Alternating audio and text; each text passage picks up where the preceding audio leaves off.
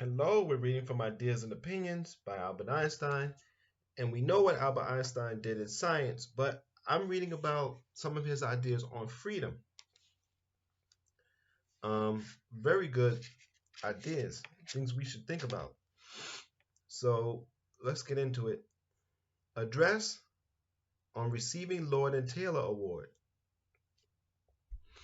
Broadcast by radio, tape recorded May 4th, 1953. I gladly accept this award as an expression of friendly sentiments.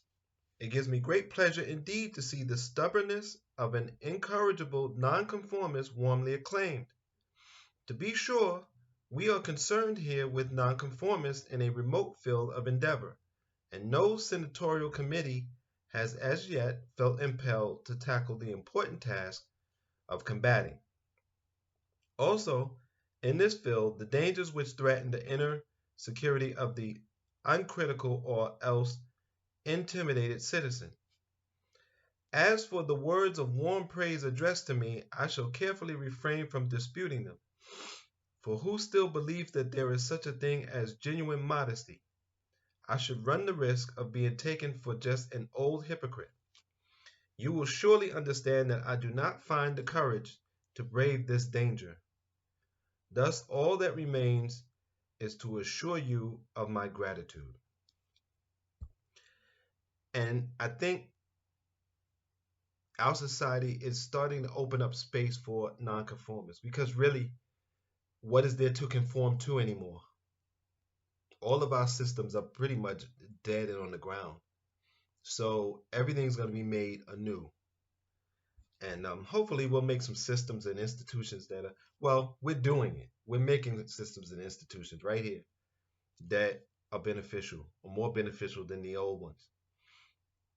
Modern inquisitional methods. Letter to William Frauenglass, a teacher in Brooklyn, New York, who had refused to testify before a congressional committee, published June 12, 1953 in the New York Times. May 16, 1953. Dear Mr. Frauenglass, thank you for your communication by remote field. I referred to the theoretical foundations of physics. The problem with which the intellectuals of this country are confronted is very serious.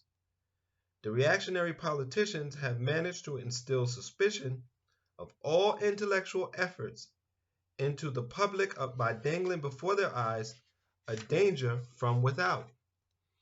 Having succeeded so far, they are now proceeding to suppress the freedom of teaching and to deprive of their positions all those who do not prove submissive, i.e., to starve them.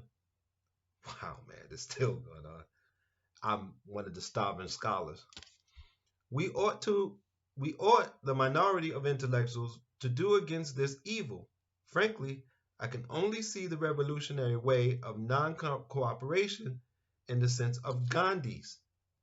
I have that essay somewhere and I can't find it. Every intellectual who is called before one of the committees ought to refuse to testify, i.e., he must be prepared for jail and economic ruin, in short, for the sacrifice of his personal welfare in the interest of the cultural welfare of his country.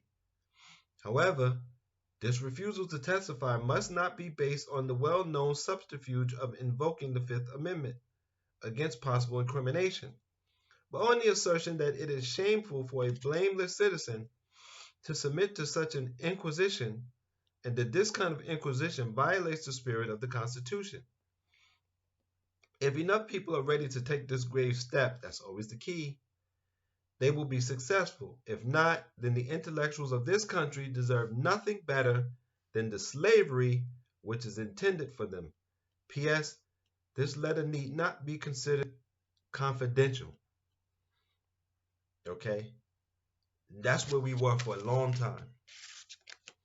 And I hope that we don't go back to that. I'm starting to see people are getting a little afraid. But one thing I'm glad about with the pandemic, and I don't like that people died. I don't like that people are sick and are suffering. But this collapse that we've suffered, there's nothing to go back to. There is no safety. There's nowhere to run to, nowhere to hide. And so I'm glad about that because it's forcing people who are too afraid to stand up. Now you must stand up and develop whatever it is. And if you're developing material and content and platforms and you're doing something good and your community is rejecting it or ignoring it, I think we're in a space where you will find a community that does. I'm finding some people that like some of my work on some platforms. Um, so, we'll see. We'll see. I was born poor, and if I die poor, at least I've left some work behind, and that's the important thing. Um, that's the only thing you have when you come from a community that hates knowledge, and you are a knowledge giver. So, um, I thank you for your support always and appreciate it. And I ask that you continue to take care of your mind, take care of your body, and be safe.